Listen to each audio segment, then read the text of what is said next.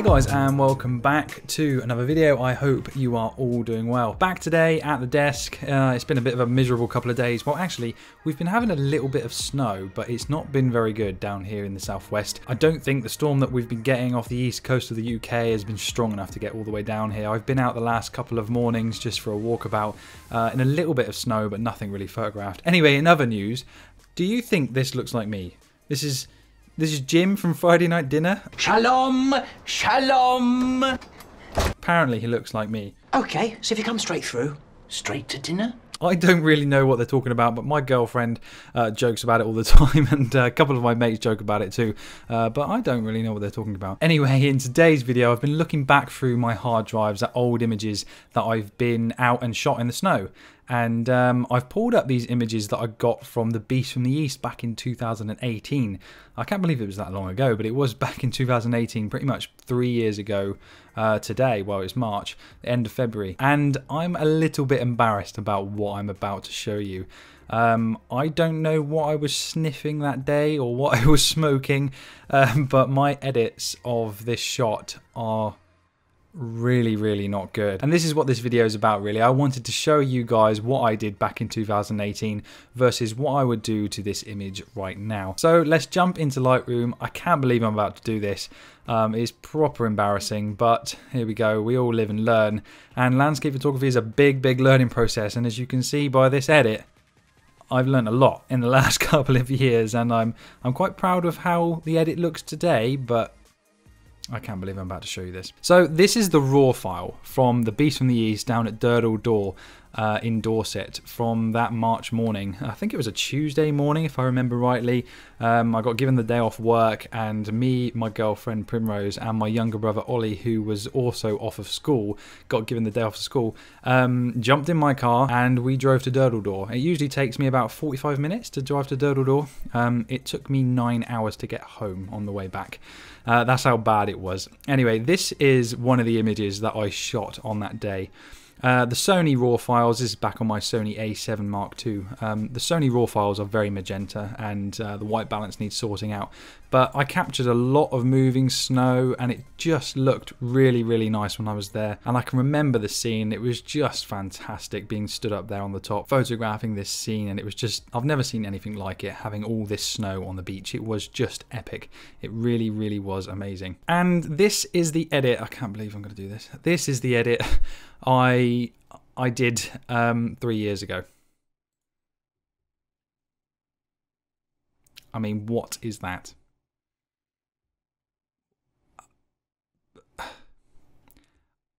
I literally don't even know what to say. It didn't look anything like that. I don't know what I was doing, but it's awful. It really is awful. I look back at my work sometimes and I think, what on earth was I doing that day to make me want to do that to that image? Because it was such a beautiful scene. I promise you, it was one of the most amazing situations I've ever been in with my camera. Snow on the beach at Durdle Door, and it was just mesmerizing. And what on earth made me want to do that to this shot, I have no idea. This is the edited shot brought back in, so that's why there's no edits on the right hand side, but I'm pretty sure I just put contrast up, clarity up, dehaze up, saturation up, and just went bang bang, export, post. It just looks so bad. Anyway, let's get rid of that, because it's just awful. This was the raw file. This is the raw file, rather. It's a slightly different C. I've picked a slightly different one. And this is the edit I did today, literally this morning. Now, this represents my editing right now, how I see things, and it also represents exactly how that scene was. Let's just make it full screen. Really soft, really white, really ethereal, snow falling everywhere. It was just mesmerizing. It really was one of the best days I've ever had out with my camera. And this edit just portrays that perfectly, and I don't know why I didn't do it a couple of years ago.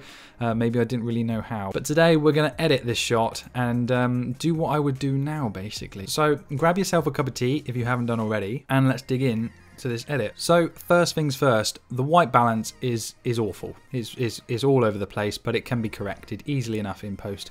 I always remember my Sony files being very, very magenta, very, very pinky.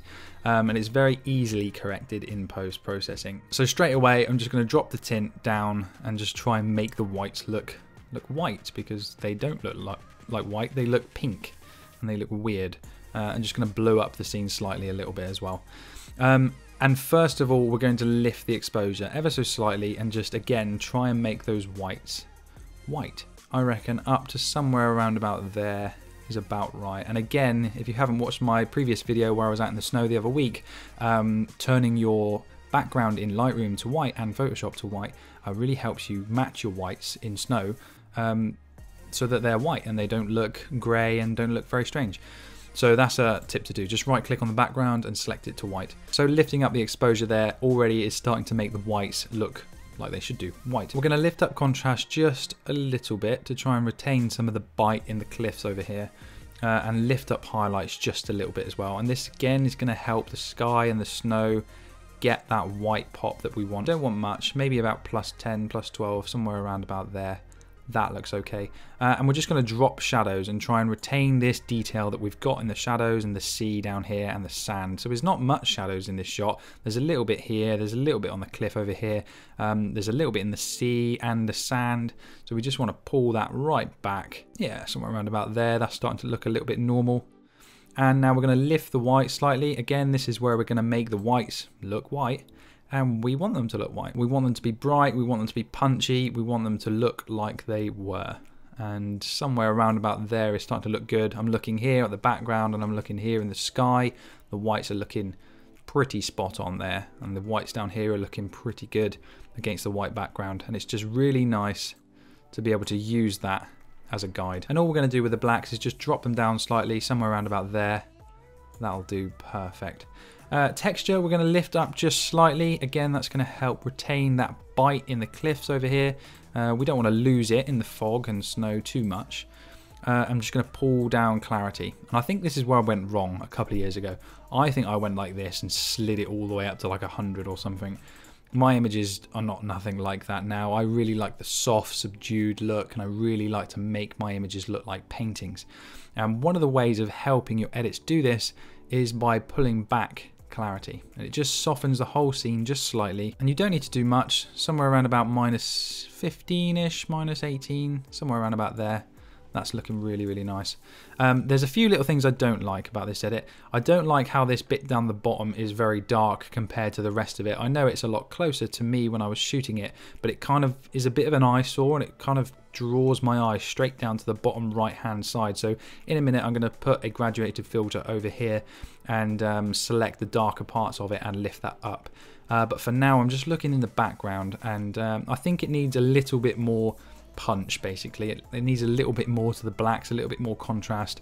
And one way of doing this subtly, as long as you do it subtly, is by using the dehaze tool. So we're just going to lift that up just slightly, and that's retaining that punch and bite in the background.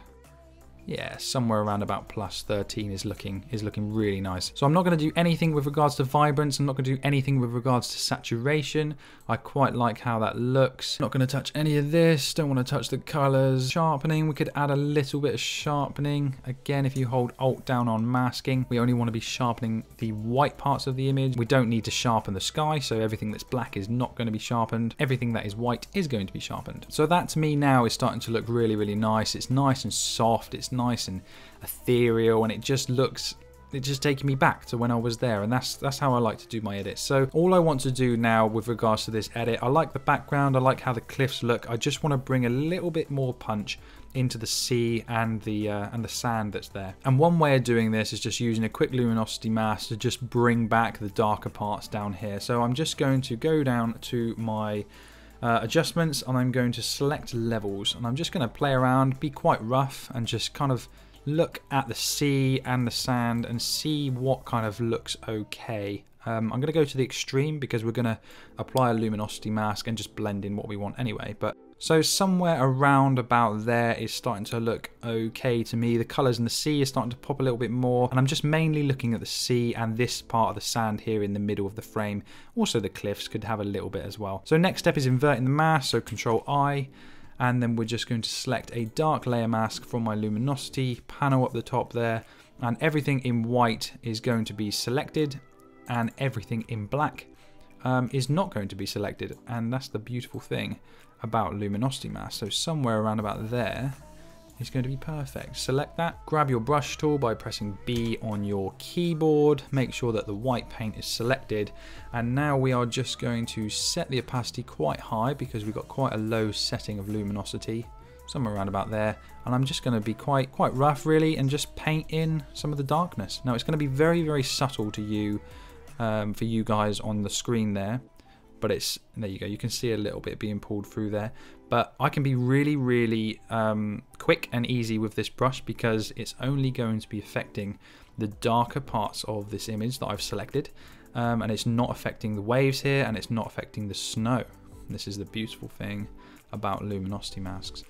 I'm just going to make the brush a little bit bigger. I'm just going to quickly go over parts of the cliff just like that, and as you can see now, the colours in the sea are just coming back slightly, and the colours of the sand are just there as well, and it just looks lovely. It's just like being back there. We can turn it on and off over here. As you can see, it's a very subtle little adjustment, but it really helps. One, with the lead-in line so that people can just be drawn straight into the image and their eye just moves around the frame, and it just helps with the colour and the pop as well. So something like that looks great. And that's pretty much all I'm going to do in Photoshop. I don't really want to do anything else. I'm going to lift the exposure just slightly, get rid of a few little sensor spots, and that's about it. So up to File, press Save, and this edit is now going to come back into Lightroom, and we can continue editing in Lightroom. Okay, so the edit is now back into Lightroom with our Photoshop adjustment. There's a few little sensor spots up there in the sky, so I'm just going to grab the spot tool, we're going to zoom in, and we're going to get rid of these little sensor spots. I always got loads of sensor spots on my Sony. I don't know why. I don't get half as many with my Lumix. I don't know whether it's just because I'm a bit more careful now, and something like that is perfect. To me, that just sits really nicely to my eyes. It makes my eyes flow around the scene. The colors aren't overpowering. There's no hideous contrast and clarity like there was when I did it 3 years ago. So editing is a funny thing. I think over the last 3 years I've learned a lot when it comes to editing. I've spent a lot of time in Photoshop, a lot of time in Lightroom, and a lot of time looking at other people's work and thinking, what is it about their work that makes it look like that? How can I replicate it, and how can I make my stuff look like that? And then eventually over time you start to get your own sort of style, and I don't think necessarily I have a style yet. I mean, I look at some people's work and I think it's their work before I even see their name. I don't think I personally have a style at the moment, but I think I'm kind of developing a style. And that's a really good thing to get into doing, because then people can recognize your work before they even see your name. And the difference that this edit right here over this one 3 years ago is just shocking. This is psychedelic. Like, I don't know what I was thinking, but to be able to pull everything back, make the whites white, make it look like you were actually there, is exactly what I try and do with my edits now. I want you guys to envision yourself there when it's printed on a really nice fine art paper. It just brings you into that moment, and that's exactly what I try and do with my photography. So I know this video has dragged on. I hope you guys have learnt something, and I hope it's been a little bit entertaining to look at that hideous image of mine. I'm very embarrassed, and it's a big old journey, landscape photography, it really is. So I'm going to wrap this one up here. If you haven't subscribed to my channel, please do consider clicking subscribe below, give us a like, tell us what you think down in the comments, and I will see you guys in the next one.